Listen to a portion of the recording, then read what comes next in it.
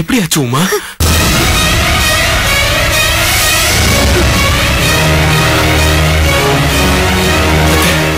நீங்களாவது சொல்லுங்க. கொஞ்ச நாளைக்கு முன்னாடி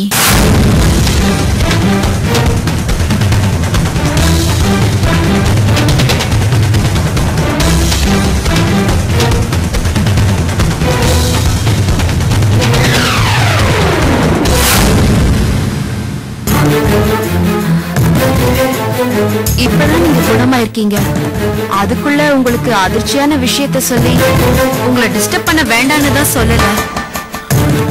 உன்னோட இந்த நிலைமைக்கு நான் தானே காரணம். என்னால உனக்கு எவ்வளவு பிரச்சனை. என்ன மன்னிச்சிருவோமா? என்ன மன்னிச்சிரு. சஞ்சய், என்ன இது? சின்ன பிள்ளை மாதிரி விடுங்க. இதெல்லாம் நடக்கணும்னு இருந்துச்சு.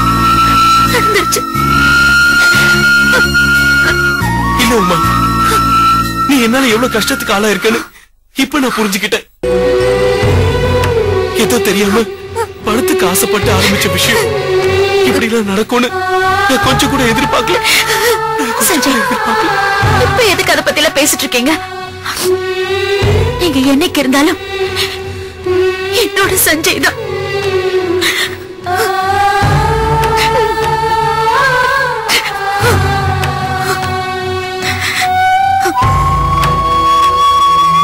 உங்களுக்கு இல்ல, நாங்க எப்படி நன்றி சொல்றதுன்னு தெரியல. சஞ்சய், இத்தனை நாள் இவங்க எல்லாரும் இப்படி சொல்லி சொல்லி என்ன பிரிச்சு பார்த்தாங்க. இப்ப நீங்களுமா?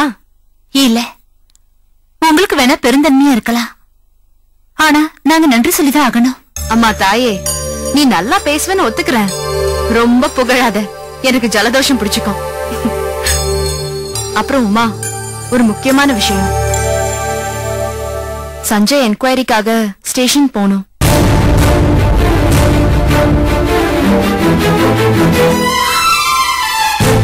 என்ன கண்மணி, இன்னைக்குதான் குணமாகி வீட்டுக்கே வந்திருக்காரு, அதுக்குள்ள என்கொயரி அது இதுங்கிற? அம்மா, அவர் ஒரு கைதி. அவருக்கு இன்னும் என்கொயரி முடியல. இவ்வளவு நாள் அவர் மனநல பாதிக்கப்பட்டிருந்தாரு. இப்பதான் அவர் முழுசா குணமா இருக்காருன்னு டிபார்ட்மெண்ட்க்கு இன்ஃபார்ம் பண்ணணும்.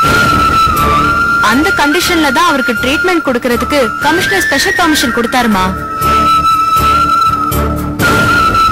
என்னக்கா மாமா கூட்டிட்டு போறேன்னு சொல்றாங்க, நீ அமைதியா உட்கார்ந்துட்டு இருக்க? Rekha, please, it's please understand. இல்லக்கா, அவர் குணமாயிட்டாருன்னு அந்த பாந்த எழுத தகவல் கொடுத்திருப்பா. அவளை ஜெயில போட்டு திமிர அடங்கல பாரு. இல்ல ரேகா, போலீஸ்க்கு இன்ஃபார்ம் பண்ணதே நான் தான். எனக்கு சொல்றீங்க? ஆமா ரேகா, நான் தான் இன்ஃபார்ம் பண்ணேன். உங்களை புரிஞ்சுக்கவே முடியல. அப்புறம் ஏன் குணமாகறதுக்கு இவ்வளவு ரிஸ்க் எடுத்தீங்க? சொல்லுமா, எதுக்கு இப்படி பண்ண? அம்மா, ஒரு நிமிஷம். கண்மணி செஞ்சதுதான் சரி. என்ன சொல்ற? நான் இப்ப டியூட்டில மட்டும் இருந்திருந்தா நானே சஞ்சய் அரெஸ்ட் பண்ணிட்டு தான் போயிருப்பேன். சஞ்சய் மேல கேஸ் இருக்குமா? இன்னும் முடியல. சட்டப்படி இப்ப அவரை நம்ம வீட்டுக்கு அழைச்சிட்டு வந்ததும் தப்புதான். நான் அதுக்கு சொல்லல உமா, வந்த உடனே வா அனுப்பணும். ஒரு 2 நாள் போன பிறகு கூட சொல்லிருக்கலாமே. இல்லம்மா, சஞ்சய் நம்ம கூட நிரந்தரமா இருக்கணும்னா இப்ப அவர் போலீஸ் ஸ்டேஷன் போறதுதான் சரி. கொஞ்ச நாள் பொறுத்துக்கங்கம்மா. சஞ்சய் கூடிய சீக்கிரம் நம்ம கூட இருப்பாரு. கவலைப்படாதீங்க. சரிங்கம்மா, நாளைக்கு கேஸ் கோர்ட்டுக்கு வருது. இவரை போலீஸ் ஸ்டேஷன்ல ஒப்படைச்சிட்டு நான் வக்கீல பார்க்க போகணும். நாங்க கிளம்புறோம்.